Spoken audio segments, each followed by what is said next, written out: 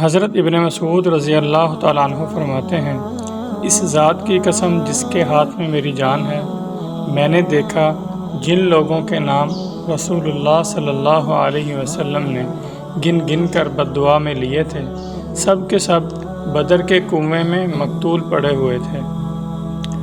امیہ بن خلف کا وتیرہ تھا کہ وہ جب بھی رسول اللہ صلی اللہ علیہ وسلم کو دیکھتا تو لعن طعن کرتا۔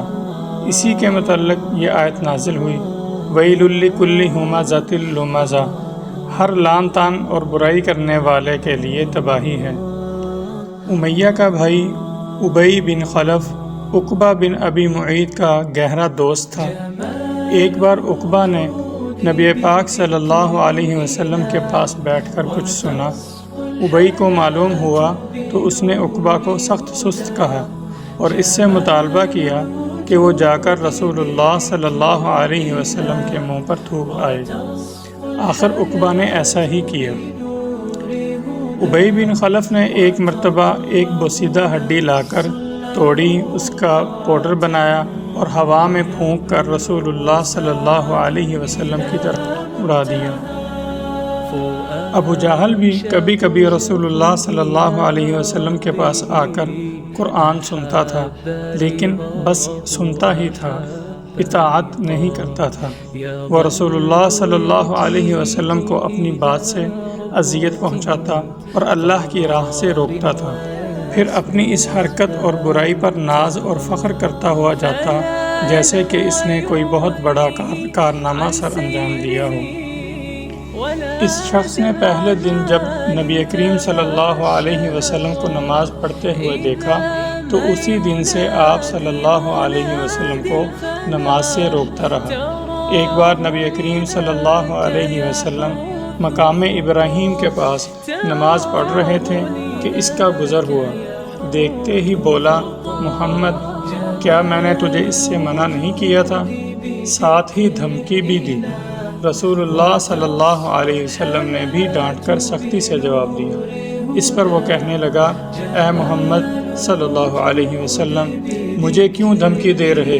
دیکھو، خدا کی قسم اس وادی مکہ میں میری محفل سب سے بڑی ہے۔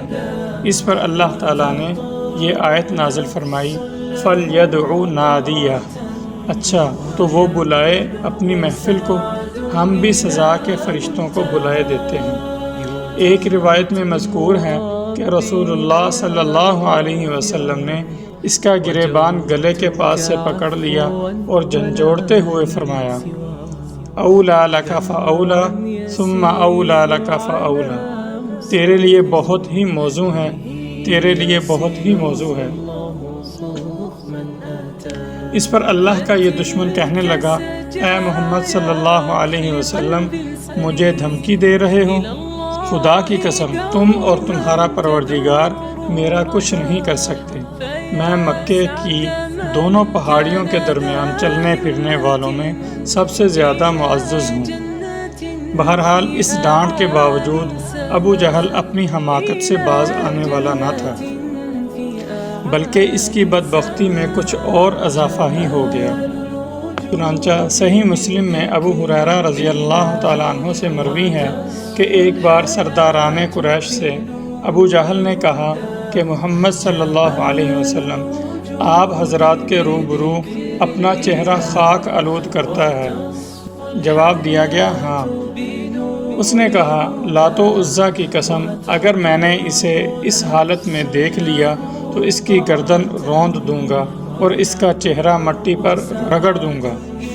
اس کے بعد اس نے رسول اللہ صلی اللہ علیہ وسلم کو نماز پڑھتے ہوئے دیکھ لیا اور اس ارادے سے چلا کہ آپ صلی اللہ علیہ وسلم کی گردن روند دے گا، لیکن لوگوں نے اچانک کیا دیکھا کہ وہ ایڑی کے بل پلٹ رہا ہے اور دونوں ہاتھوں سے بچاؤ کر رہا ہے۔ لوگوں نے کہا، ابو الحکم، تمہیں کیا ہوا؟ اس نے کہا، میرے اور اس کے درمیان آگ کی ایک خندق ہے، ہولناکیاں ہیں اور پر ہیں۔ رسول اللہ صلی اللہ علیہ وسلم نے فرمایا، اگر وہ میرے قریب آتا تو فرشتے اس کا ایک ایک عضو اچک لیتے۔ ظلم و ستم کی یہ کارروائیاں نبی کریم صلی اللہ علیہ وسلم کے ساتھ ہو رہی تھیں عوام کے دلوں میں آپ صلی اللہ علیہ وسلم کی منفرد شخصیت کا جو وقار و احترام تھا، اور آپ صلی اللہ علیہ وسلم کو مکہ کے سب سے محترم اور عظیم انسان ابو طالب کی جو حمایت و حفاظت حاصل تھی، اس کے باوجود سب کچھ ہو رہا تھا۔ باقی وہ ظلم و ستم جو کمزور مسلمانوں پہ کیے جا رہے تھے، وہ کچھ زیادہ سنگین اور تلخ تھے۔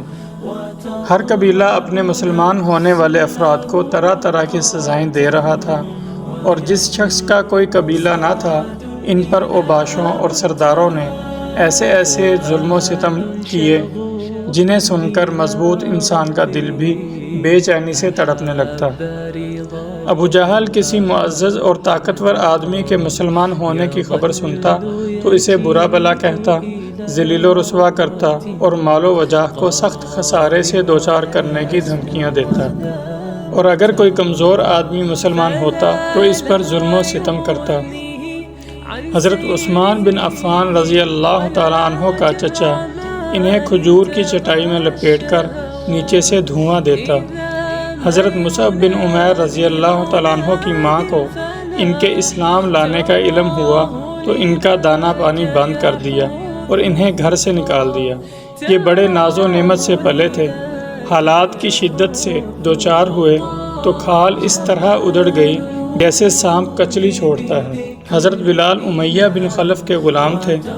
امیہ ان کی گردن میں رسی ڈال کر لڑکوں کو دے دیتا اور وہ انہیں مکہ کے پہاڑوں میں گھماتے پھراتے، یہاں تک کہ گردن پر رسی کا نشان پڑ جاتا۔ خود امیہ بھی انہیں باندھ کر ڈنڈوں سے مارتا تھا اور چلچلاتی دھوپ میں جبراً بٹھائے رکھتا، کھانا پانی بھی نہ دیتا بلکہ بھوکا پیاسا رکھتا تھا۔ اس سے کہیں بڑھ کر یہ ظلم کرتا تھا کہ جب دوپہر کی گرمی شباب پر ہوتی تو مکہ کے پتھریلے کنکروں پر لٹا کر سینے پر بھاری بھرکم پتھر رکھوا دیتا، پھر کہتا، خدا کی قسم تو اسی طرح پڑا رہے گا یہاں تک کہ مر جائے یا محمد صلی اللہ علیہ وسلم کے ساتھ کفر کرے۔ حضرت بلال رضی اللہ تعالیٰ عنہ اس حالت میں بھی فرماتے، احد احد۔ ایک روز یہی کارروائی کی جا رہی تھی کہ ابو بکر رضی اللہ تعالیٰ عنہ کا گزر ہوا۔ انہوں نے حضرت بلال رضی اللہ تعالیٰ عنہ کو ایک کالے غلام کے بدلے، اور کہا جاتا ہے کہ 200 درہم 345 گرام چاندی یا 280 درہم 1 کلو سے زائد چاندی کے بدلے خرید کر آزاد کر دیا۔